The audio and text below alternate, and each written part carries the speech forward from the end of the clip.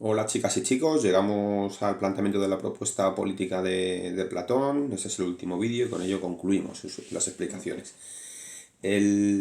Habíamos visto desde el principio que el objetivo de la filosofía de Platón era ético-político porque quería determinar qué era la justicia para poder organizar la sociedad de un modo justo. ¿De acuerdo? Esa vinculación entre la ética y la política es explícita en su pensamiento porque considera que el hombre virtuoso, perdón, el hombre virtuoso, comentaba, solo puede vivir en un estado ideal y el estado ideal solo se puede dar si está compuesto, si está habitado por hombres virtuosos. ¿De acuerdo? Hay una vinculación muy íntima entre ética y política, eso es típico del pensamiento griego. ¿De acuerdo? ¿En qué consiste el estado ideal? El estado ideal va a ser una propuesta de Platón a partir de una división social del trabajo, a partir de la cual va a establecer grupos sociales. ¿De acuerdo? ¿Qué grupos sociales va a haber? Los artesanos, y productores que deben proporcionar todos los bienes necesarios para vivir en la polis, los bienes materiales, para satisfacer nuestras necesidades básicas. Luego va a haber otro grupo social que van a ser los guardianes, que deben protegernos de los peligros externos, de los atacantes, ¿no? En función defensiva.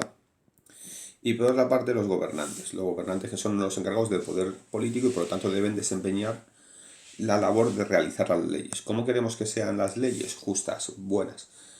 ¿Y quién puede hacer leyes buenas y justas? Aquel que conoce qué es el bien y la justicia. Y para ello el gobernante, ¿qué características debe tener? Pues debe ser aquel en que predomina el alma racional y se dedica a practicar la prudencia. Alcanza el conocimiento en su grado más alto, que era la noesis, la razón pura, y al recordar plenamente que son la belleza, lo bueno, el bien, la justicia, puede aplicarlas en la sociedad. ¿De acuerdo? Entonces, esta es la propuesta de Platón. Nos está proponiendo un gobierno ideal, una forma ideal de gobierno, que podríamos entender como un antecedente de las utopías del Renacimiento, porque nos ofrece una sociedad perfecta, pero tener en cuenta, que ya lo vimos también al principio, de que no meramente se trata de pensar el gobierno ideal, sino que él quiere realizarlo y por eso lo intenta 3 veces en Siracusa, 3 veces que fracasa, ¿no? Y posteriormente luego realizar una revisión crítica de esta propuesta ideológica. Pero él lo hace. ¿De acuerdo? Entonces dice, ¿el gobierno ideal cuál es? Pues el gobierno ideal es aquel que está ejercido por una minoría selecta. Una minoría elegida entre los guardianes, ¿de acuerdo? Que no serán guardianes, pero sí surgen de ahí. ¿Quiénes deben formar parte de ese gobierno minoritario y selecto? ¿No? Del gobierno de los mejores. Y si es el gobierno de los mejores, es aquellos que se han mejorado. ¿Cómo te mejoras? Te mejoras practicando la virtud. ¿De acuerdo? ¿Qué virtud? La prudencia, porque deben gobernar aquellos en que predomina el alma racional, ¿no? Entonces, esos juegos son los que están dentro de esta propuesta platónica. Debe gobernar, debe formar parte de esa minoría selecta, ¿quién? El que sepa qué es la justicia. ¿De acuerdo?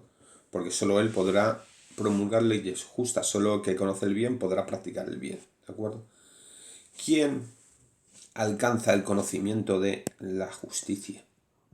De la idea de justicia, para poderla realizar, para poder organizar en el mundo sensible el espacio político en conformidad a esa ley, a esa idea que es la justicia, ¿no?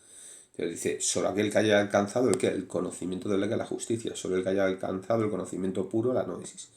¿De acuerdo? Solo ese podrá gobernar justamente. ¿Quién se dedica a cultivar el conocimiento? El filósofo.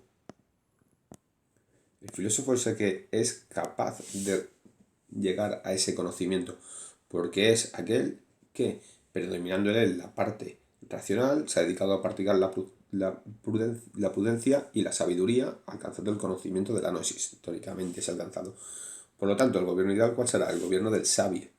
Por lo tanto, el gobierno del rey filósofo. Eso es lo que significa esa propuesta política de Platón. ¿De acuerdo? Deben gobernar los sabios, una minoría selecta compuesta por filósofos. Realmente con uno bastaría, porque como la idea de justicia es una unívoca y la misma para todos, con que uno llegue a conocer la idea de justicia ya es suficiente, porque no se equivoca en su conocimiento. En esa medida lo que tenemos es que los grupos sociales, para Platón, se vinculan, como hemos visto, la política se vincula con la ética, y la ética habíamos visto que estaba vinculado con la antropología. ¿De acuerdo?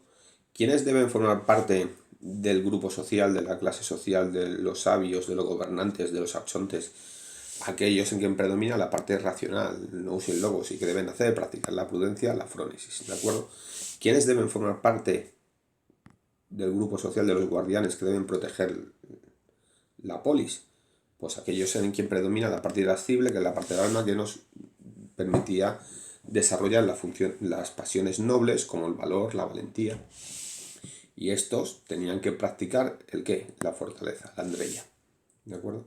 Entonces, y luego teníamos la parte concupiscible, que nos vinculaba a las pasiones innobles, con los deseos inmoderados, entonces teníamos que practicar la templanza. Los que pertenezcan a quienes predominen, en quien predomine el alma concupiscible, practicando la templanza, la moderación, deben formar parte de los productores y los artesanos. Lo que es... Continúo, perdón. Aquellos en que predomine el alma concupiscible, que practiquen la templanza, deben formar parte del grupo de los productores, de los artesanos, que le proporcionan los bienes necesarios para la subsistencia de la polis. Habíamos visto en la ética que si hay armonía entre las partes del alma del individuo, cada una se dedica a su función y practica su virtud, se daba la justicia ética. Del mismo modo, cuando los individuos, por sus características naturales, por las características que predominan en su alma, se ocupan el lugar que les corresponde en las clases sociales o los grupos sociales, practicando su virtud, también se da orden y se produce la justicia política en Platón. Entonces la justicia es orden, armonía en el individuo, entre las partes del alma, en la sociedad, entre las partes del cuerpo político, es decir, entre sus clases sociales. Y pertenecemos a las clases sociales en función de la parte del alma que predomina en nosotros, a partir de esa concepción antropológica de Platón. Como en cada uno de nosotros predomina una parte del alma y debemos practicar una virtud, ¿qué ocurre? Que Platón se plantea la cuestión de la educación. ¿Cuál es la educación que debemos recibir como habitantes de la polis? Dice, los hijos deben ser educados por el Estado, deben ser donados al Estado. ¿Por qué? Porque cada uno de nosotros protegeríamos a nuestros hijos, pero nosotros lo que queremos saber es cuál es la parte del alma que predomina en cada uno de los individuos para asignarle la función social para la que están mejor capacitados. ¿De acuerdo?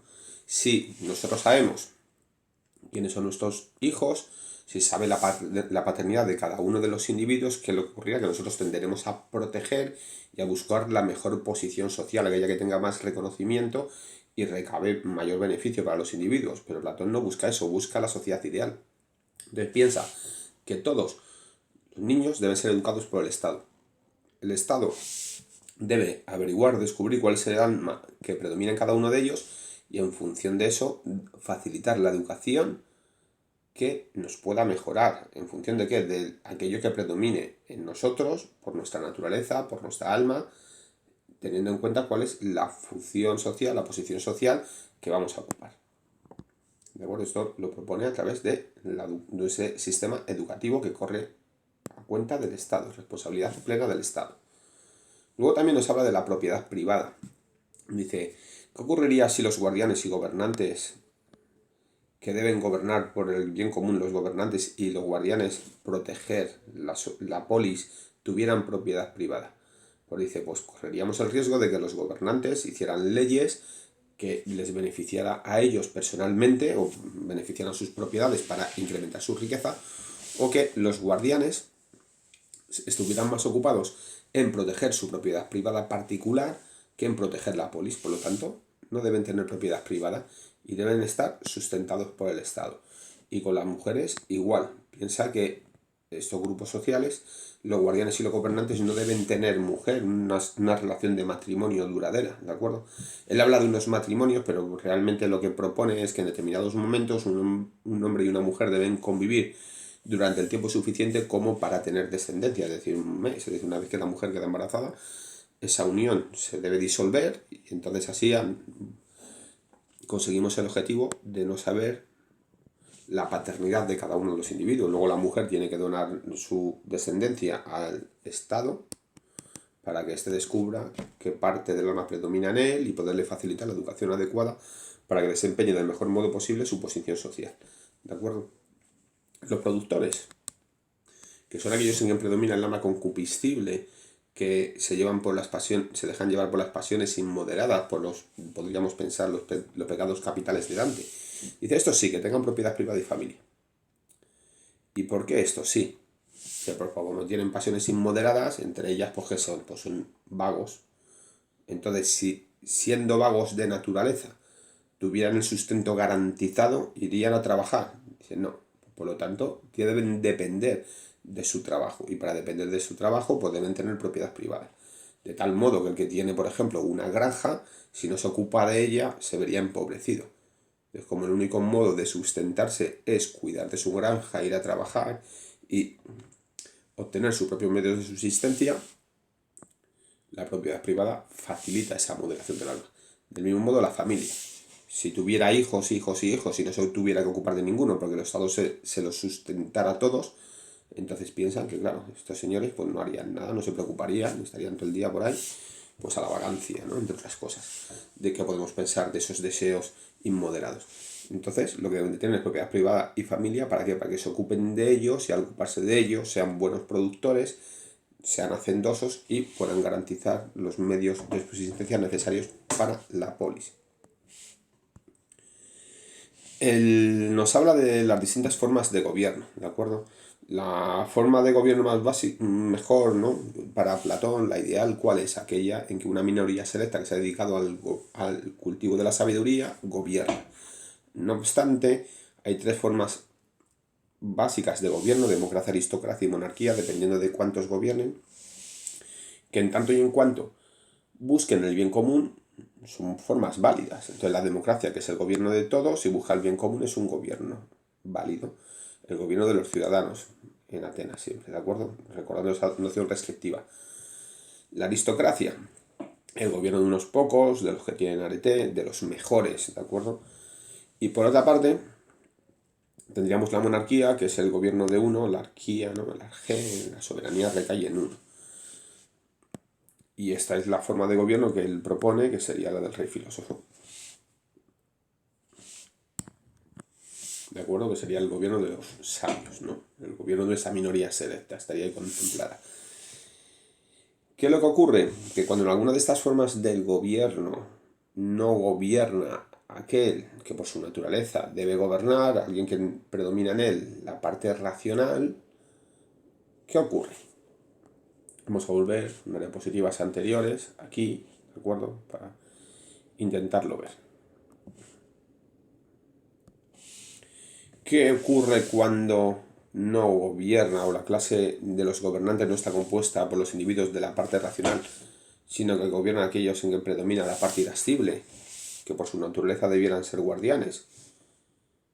Pues como gobiernan aquellos en quien predomina esta parte del alma que les capacita para ser guardianes, pues es posible, es factible que caigamos en formas de gobierno autárquicas o dictatoriales, ¿de acuerdo? Si gobiernan aquellos en quien predomina el alma concupiscible, que debieran ser los productores, ¿de acuerdo? Y que por ese mecanismo de que tienen propiedad privada y familias se tienden más a la práctica de la templanza, ¿de acuerdo?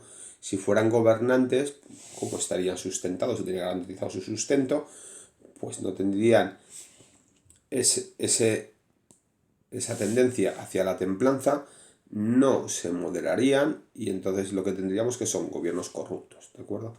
Nosotros podríamos analizar, por ejemplo, los gobiernos actuales a nivel mundial, me refiero, en función de esta estructura. Es decir, claro, en esos gobiernos que hay corrupción, ¿por qué? Es porque gobiernan aquellos en que predomina el alma concupiscible. En estos gobiernos que hay dictaduras, ¿por qué? Es porque gobiernan aquellos en que predomina el alma irascible, ¿no?